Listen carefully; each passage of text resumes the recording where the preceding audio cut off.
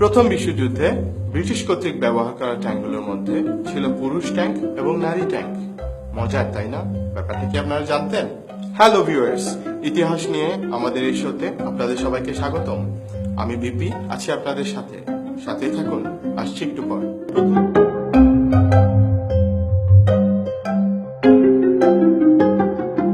প্রথম বিশ্বযুদ্ধ সংগঠিত হয় 1914 থেকে 1918 সালের মধ্যে, যার আনুমানিক ব্যয় ধরা হয় $185 বিলিয়ন, এবং এই যুদ্ধে মারা যায় 1.5 কোটি লোক এবং আহত হয় প্রায় 2 কোটি লোক। এই যুদ্ধে মাটির নিচে অনেক পরীক্ষা খনন করা হয়, আর এসব পরীক্ষাতে ছিল সৈন্য। তারা তাদের অস্ত্র, গোলা বারুদ এবং খাদ্য সামগ্রী নিয়ে সেখানে থাকত। কিন্তু দীর্ঘদিন গোসল না করার ফলে তাদের শরীর থেকে এবং কাপড় থেকে যে দুর্গন্ধ বেরোতো, সেই দুর্গন্ধে অনেক সুস্থ সৈন্য অসুস্থ হয়ে যেত। আর তাছাড়া সেখানে ইঁদুর এবং নানা রকম পোকামাকড়ের উপদ্রব তো ছিলই, যার ফলে দেখা যায় এই যুদ্ধের মৃত্যুর প্রধান কারণ বুলেটের চাইতে নানা রকম রোগ ব্যাধি বেশি ছিল। এই যুদ্ধে যে সমস্ত কামান ব্যবহার করা হতো, তার মধ্যে একটি কামান ছিল আর্টিলারি ব্যারেজ। 1917 সালে জার্মান এনিমি লাইনে প্রথম এই কামানটি ব্যবহার করা হয়। এই কামানটির শব্দ এত বেশি ছিল যে 140 মাইল দূরে লন্ডন থেকে বসেও এই কামানটির শব্দ শোনা যেত।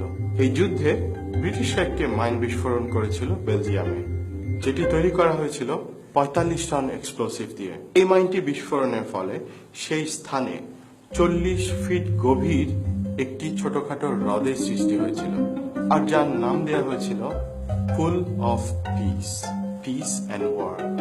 আইরনি, তাই না? যুদ্ধে ব্যবহার করা ট্যাঙ্কের নাম কিন্তু আগে ট্যাঙ্ক ছিল না। এই মানব বিধ্বংসী অস্ত্রটি যখন তৈরি করা হয়, এটি দেখতে অনেকটা পানির ট্যাঙ্কের মতো ছিল, যার কারণে ব্রিটিশরা মজা করে এটিকে ট্যাঙ্ক নাম দিয়েছিল, এবং পরবর্তীতে এই নামটি সর্বজন সমাদৃত হয়ে যায় এবং এখনো আমরা এটিকে ট্যাঙ্ক বলেই ডাকি। ডগ ফাইটের নাম আপনারা নিশ্চয়ই শুনেছেন। ডগ ফাইট মানে দুটো কুকুরের মধ্যে যুদ্ধ। প্রথম বিশ্বযুদ্ধে ব্যবহার করা যে এয়ারক্রাফট গুলো, সেগুলো যখন স্টার্ট দেওয়া হতো, তখন সেখান থেকে বিদঘুটে একটি শব্দ বের হতো। এই শব্দটা অনেকটাই কুকুরের ঘেউ ঘেউ করার মতো ছিল, যার কারণে ফান করে এটার নাম দেয়া হয় ডগ ফাইট। প্রথম বিশ্বযুদ্ধে সমস্ত ইউরোপ জড়িয়ে পড়েছিল, কিন্তু মজার ব্যাপার হচ্ছে ইউরোপের মাঝখানে থাকা একটি দেশ এই যুদ্ধে জড়ায়নি।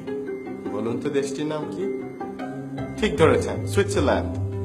এই দেশটি প্রথম বিশ্বযুদ্ধে কখনো নিজেকে জড়ায়নি, এবং আশেপাশের অন্যান্য দেশ যারা প্রথম বিশ্বযুদ্ধ করেছিল, তারাও চেয়েছিল সুইজারল্যান্ড এই যুদ্ধে না জড়াক।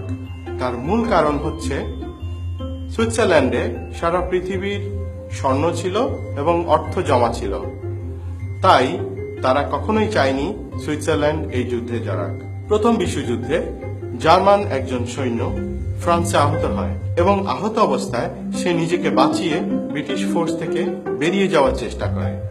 আর হেনরি ট্যান্ডি নামে একজন ব্রিটিশ সৈন্যের কাছে এই দৃশ্যটি ধরা পড়ে।